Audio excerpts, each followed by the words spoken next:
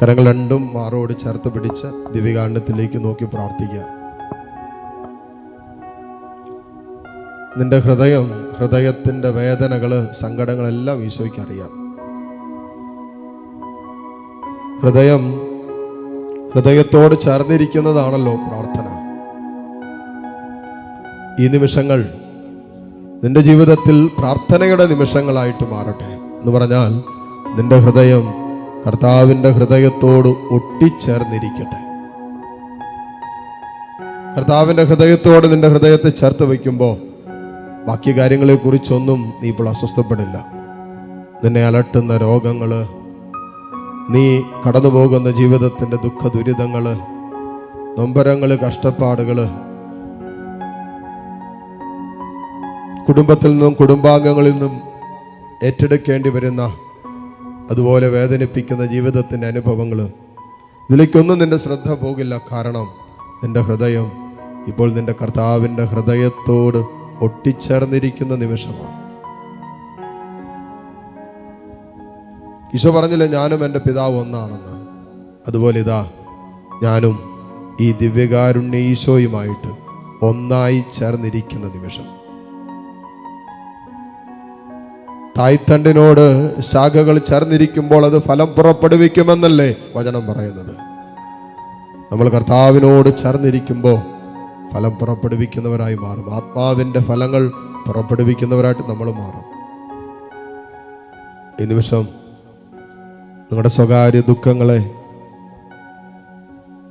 വേദനകളെ, ആരോടും പറഞ്ഞിട്ടില്ലാത്തതും പങ്കുവച്ചിട്ടില്ലാത്തതുമായ നിന്റെ മൗന നൊമ്പരങ്ങളെ നിന്റെ ഹൃദയത്തോട് ചേർന്നിരിക്കുന്ന നിന്റെ കർത്താവിനോട് പങ്കുവെച്ച് പ്രാർത്ഥിക്കുക. നിന്റെ ഹൃദയമിടിപ്പുകൾ അവനിപ്പോൾ കേൾക്കാം. നിന്റെ ഹൃദയം ഇടിക്കുന്നത് കർത്താവിനറിയാൻ പറ്റും. എന്തിനൊക്കെ വേണ്ടിയാണ് നിന്റെ ഹൃദയം വല്ലാതെ ഭാരപ്പെടുന്നത്, സങ്കടപ്പെടുന്നത്, നീറുന്നത് എന്ന് നിന്റെ കർത്താവിനറിയാം. അത്രമാത്രം ഹൃദയത്തോട് ഐക്യപ്പെട്ടിരിക്കുന്ന നിമിഷങ്ങളല്ലേ, ദൈവത്തോട് നമ്മുടെ ഹൃദയങ്ങളെ ചേർത്ത് വെച്ചിരിക്കുന്ന നിമിഷങ്ങളല്ലേ അത്. ഈ നിമിഷങ്ങൾ സ്വർഗീയ നിമിഷങ്ങളാണ്. നിത്യതയിൽ നാം ദൈവത്തോട് ഐക്യപ്പെടുകയല്ലേ ചെയ്യുക.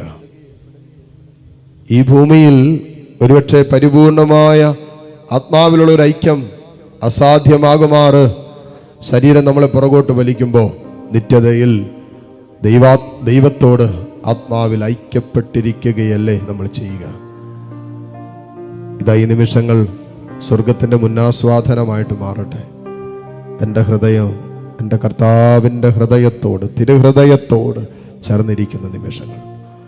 അങ്ങനെ ചേർന്നിരിക്കുമ്പോൾ ഹൃദയത്തിനൊരു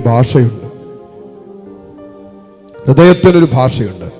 ആ ഭാഷ സ്നേഹിക്കുക എന്നുള്ളതാണ്. നമ്മുടെ ഹൃദയങ്ങളിൽ സ്നേഹത്തിൻ്റെ ഭാഷയുണ്ടാകട്ടെ.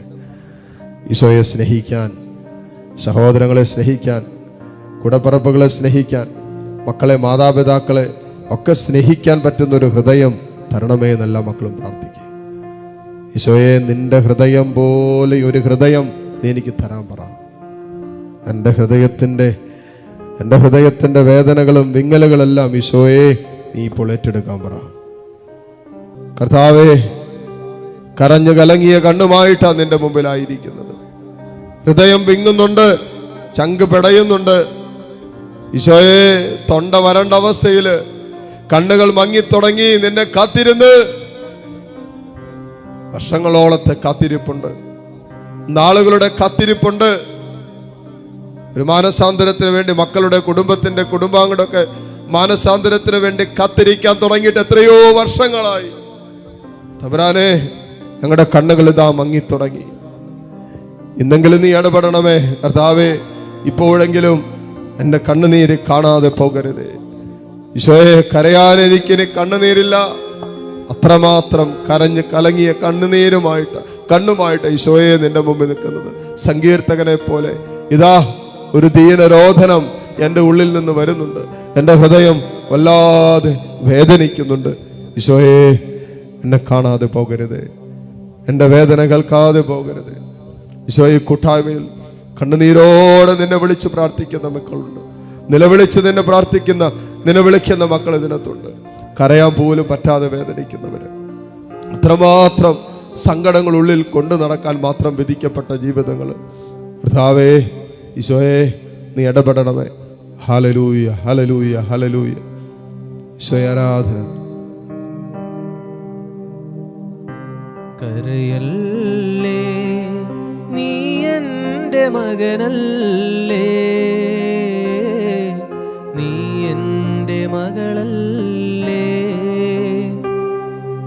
കരയല്ലേ, നീ എൻ്റെ മകനല്ലേ,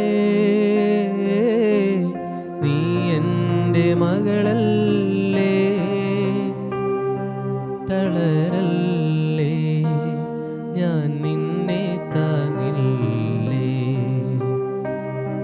തളരല്ലേ, ഞാൻ നിന്നെ താങ്ങില്ലേ. എൻ്റെ നെഞ്ചിലെ സ്നേഹത്താൽ പൊതിയുമ്പോൾ നിന്റെ ദുഃഖങ്ങൾ മായുകില്ലേ. എൻ്റെ നെഞ്ചിലെ സ്നേഹത്താൽ പൊതിയുമ്പോൾ നിന്റെ ദുഃഖങ്ങൾ മായുകില്ലേ. തരയല്ലേ, നീ എൻ്റെ മകനല്ലേ, നീ എൻ്റെ മകളല്ലേ.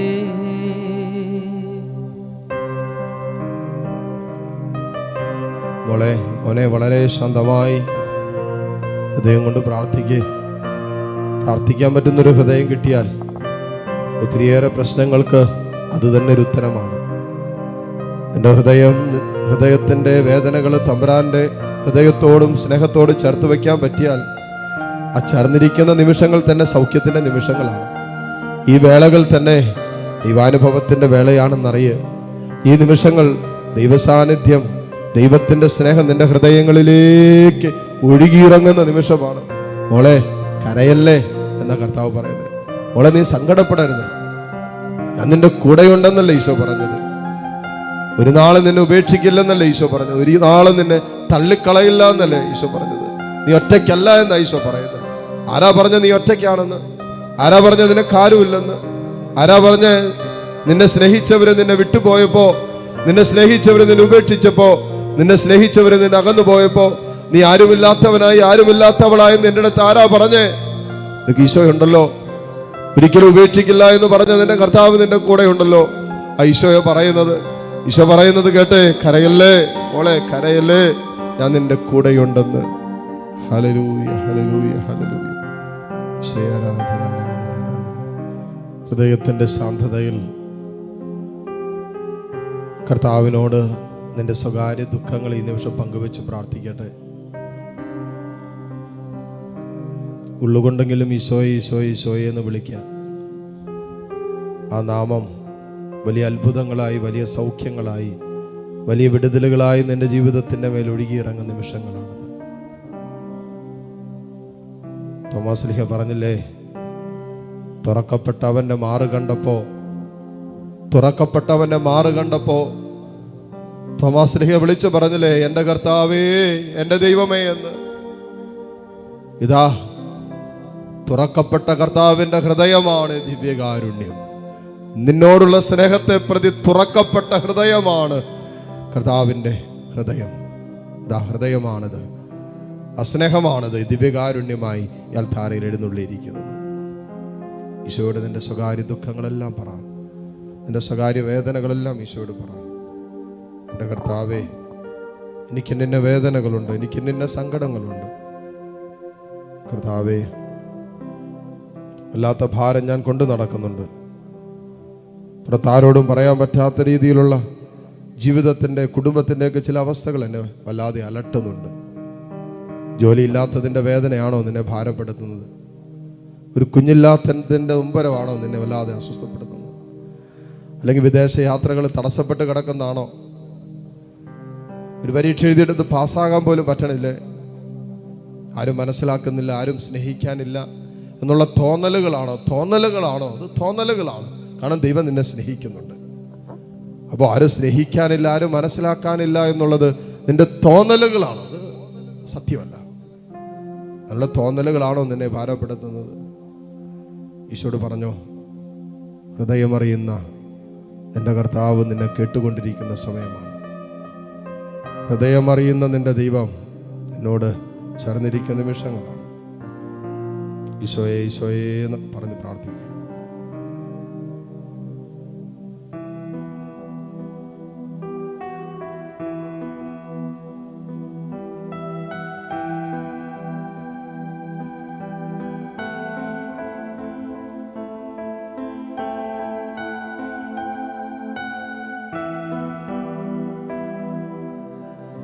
മുട്ടുകുത്താൻ സാധിക്കുന്ന എല്ലാ മക്കളും ഈ നിമിഷം മുട്ടുകുത്തുന്നു.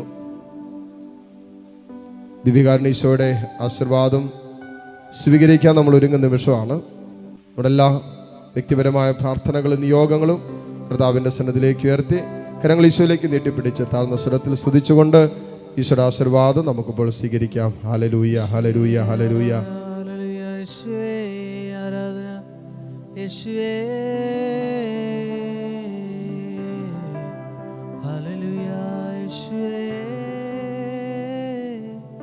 ഹല്ലേലൂയ, യേശുവേ